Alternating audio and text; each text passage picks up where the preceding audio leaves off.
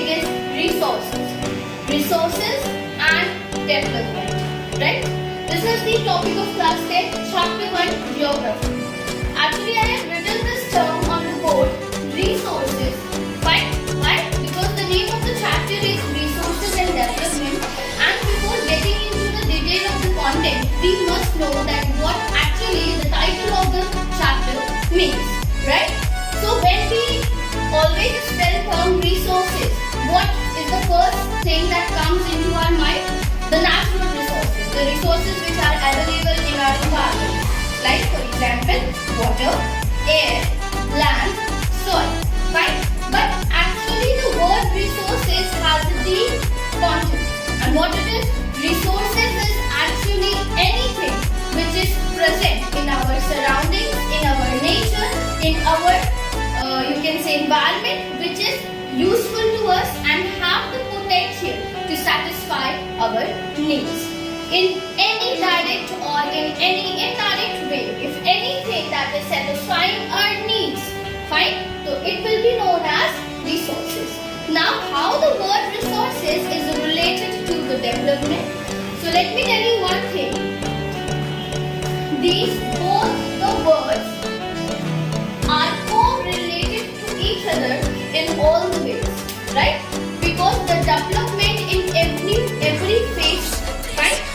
Whether it is economical, whether it is sociological, physical, psychological, for that we need resources. Resources to satisfy our needs, so we can use it to develop our things, right? So let me explain it to you with the example. Although when we talk about resources in the urban studies, we always talk about two kinds of resources. The first one is human resources and the another one is artificial resources, or in common language we also term it as man-made resources. Fine. So when we talk about natural resources, as the name suggests itself, natural resources are the resources which are present in our nature by default. They are not customized, they can be customized by us, but they are naturally occurring resources. As for example, in our environment, the sun is present, the sunlight is present, air is present, water is present. There is nothing which human has made in it. These all the things are by default present and gifted to us by our environment, by our nature, by our naturally. So that is why these are known as natural resources. On the other hand, when we talk about artificial resources, fine, or we also call it as man-made resources. The resources which are artificially prepared by, which are not real, not by default from the nature, which has been prepared by human, in which human has put his or her efforts, that resources are known as man-made resources. For example, the buildings, even the school building, the house buildings, the buildings of the offices, the car, the phone, the smartphone, this board, this everything is an example of artificial or man-made resources. The resources which has been prepared by men with the help of the natural resources by putting into the efforts, the mind and the technology.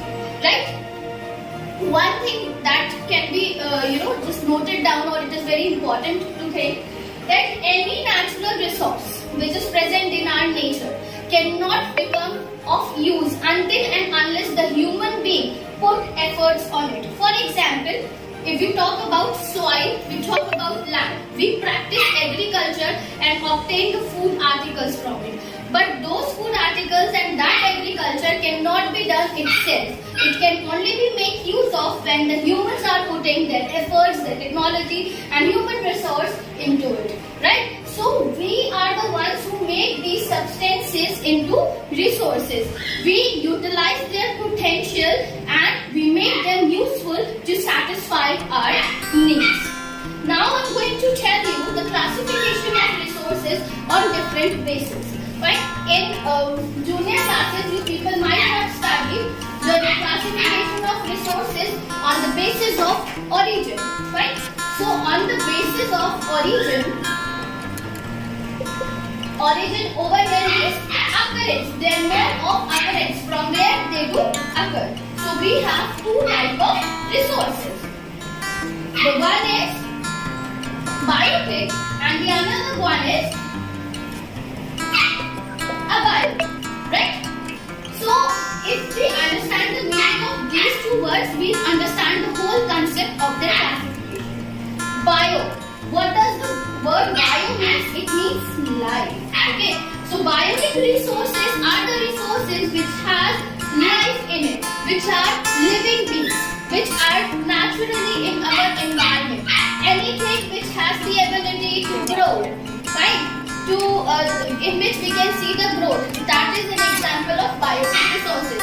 And what we can include in this are flora, fauna, and human beings itself. We are also the biotic resources. On the other hand, if we talk about abiotic resources, then abiotic resources are the resources which do not have life in it, but they are naturally occurring substances in the environment. For example, sun, water, air, rivers, forests, trees, everything can be included in abiotic resources. Fine. So, biotic resources, I gave you three examples: vegetation, wildlife, and human beings. And here also we can include the natural non-living resources like land, water, and soil. It is very important to always add the examples, because examples are something that make it easy to learn about resources. Right? Now we will discuss about the resources on the basis of exhaustibility. Exhaustibility. When we talk about the resources on the basis of exhaustibility, exhaust means something that can be finished, right? So we have two kinds of resources on the basis of exhaustibility, that is renewable, and on the other hand, the second one is non-renewable, right? So as the name suggests, renewable. Renew means something that can be renewed again and again, something that can be used again and again, and something that can be recycled again and again. On the other hand, non-renewable resources are the resources which are in limited stock present in our environment. And once they get finished, they will be finished for life. They won't be left for our future generations. Now, let us understand them better by mentioning examples. When we talk about renewable resources, resources which can be renewed again and again. For example, sunlight. Sunlight are the renewable resources. Why? Because again and again we can develop solar energy from sunlight.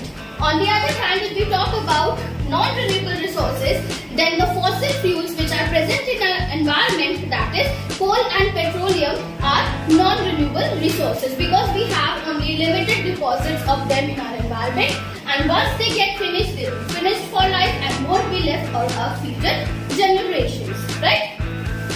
And if we talk about renewable resources, so nowadays it is the need of the hour to use renewable resources more and more in order to save the resources for our future generations. Because if we are now going to consume all the resources, there is nothing which would be left for our future generations, right?